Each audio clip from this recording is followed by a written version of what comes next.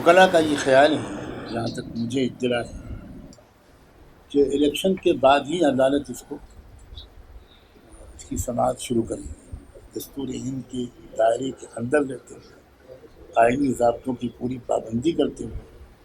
یہ تو ہمارا فنڈامنٹل رائٹ ہے نا، اس کو ایکسپلین کریں، اور ملک کے باشندوں کے درمیان اگر کمیونیکیشن بڑھتا ہے تو اس سے شکوک و شبہات دور ہوں گے۔ کمیونیکیشن کا ختم ہونا یہ ملک کے لیے بہت نقصان دہ ہے۔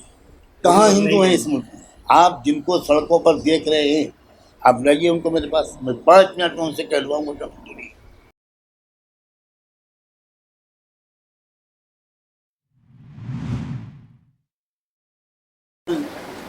الیکشن کو ہی سامنے رکھ کر یہ کارروائی کی گئی، کیونکہ وہ کوئی نیا کام تو نہیں کر رہے تھے، تو بالکل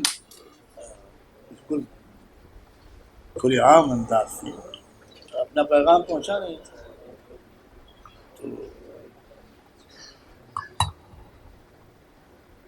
وکلاء کا یہ خیال ہے، جہاں تک مجھے اطلاع ہے، کہ الیکشن کے بعد ہی عدالت اس کی سماعت شروع کرے گی۔ تو ماننا بھی اللہ کا شکر ہے کہ اللہ کے ولی ہیں، اللہ کے نیک بندے ہیں، صبر و استقامت کے ساتھ اسوہ یوسفی ادا کر رہے ہیں۔ ہم سب کی دلی دعائیں ہیں اللہ تعالیٰ جلد از جلد باعزت رہائی عطا فرمائے، اور کھلی فضا میں وہ ایک سچائی کا پیغام جیسے کہ پہلے پھیلا رہے تھے، دستور ہند کے دائرے کے اندر رہتے ہوئے، آئینی ضابطوں کی پوری پابندی کرتے ہوئے۔ یہ تو ہمارا فنڈامنٹل رائٹ ہے نا، دفعہ 25 کے تحت یہ ہمارا حق ہے کہ ہم جس عقیدے کو، جس تہذیب کو بہتر سمجھتے ہیں تو عمل بھی کریں، اور اس کی طرف لوگوں کو راغب بھی کریں، اس کو ایکسپلین کریں، اور ملک کے باشندوں کے درمیان اگر کمیونیکیشن بڑھتا ہے تو اس سے شکوک و شبہات دور ہوں گے، خود اعتمادی بڑھے گی، امن پھیلے گا۔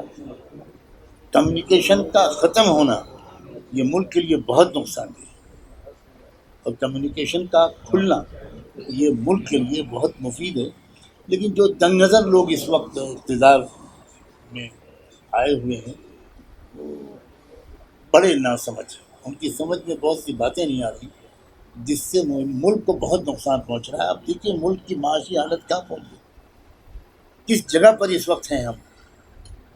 تو سب لوگ دعا کرتے رہیں، انشاءاللہ یہ کوئی نئی بات نہیں ہے، ہر سچائی کے خادم کو تکلیفوں سے گزرنا پڑا ہے، اور انشاءاللہ اس سے کوئی نقصان نہیں۔ تکلیف ہوتی ہے، تکلیف ہونا الگ چیز ہے، نقصان ہونا الگ بات ہے، نقصان نہیں۔ جیسے کہ ہندو سماج ہو، مسلم سماج ہو، آپ ہمارے ذریعے سے کیا سندیش دینا چاہیں گے اورنگ آباد کے لوگوں کو؟ پہلی بات یہ ہے کہ آپ جو ہندو سماج کے لفظ بول رہے ہیں نا، آج سے یہاں توبہ کر کے جائیے کہ آپ ہندو لفظ نہیں بول رہے۔ میں آمین کہوں گا بہت زور سے۔ کہاں ہندو ہیں اس ملک میں؟ آپ جن کو سڑکوں پر دیکھ رہے ہیں، آپ لائیے ان کو میرے پاس، میں 5 منٹ میں ان سے کہلواؤں گا کہ ہندو نہیں۔ یہ ہندو پولیٹیکلی ان کو بنایا گیا ہے، سمجھو اس بات کو۔ میری کم سے کم 300 تقریریں اس موضوع پر، RSS کے ہیڈ کوارٹر ناگپور میں نے یہ بات کی۔ ہندو نہیں ہیں یہ۔ آپ دیکھو جب الیکشن آتا ہے تو سیاسی پارٹیاں جو ٹکٹ تقسیم کرتی ہیں وہ کیا دیکھتی ہیں؟ اس کانسٹیٹوئنسی میں ٹھاکر زیادہ ہے، اس میں OBC زیادہ ہے، اس میں یادو زیادہ ہے، اس میں شیڈول کاسٹ زیادہ ہے، اس میں برہمن زیادہ ہے۔ یہ کہاں دیکھا جاتا ہے کہ یہاں ہندو زیادہ ہے؟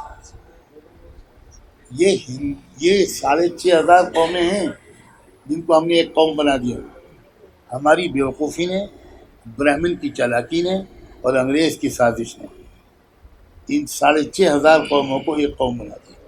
جب تک مسلمان اس حقیقت کو نہیں سمجھیں گے، ہم اس ملک کی ترقی میں کوئی پازیٹیو کردار ادا نہیں کریں گے۔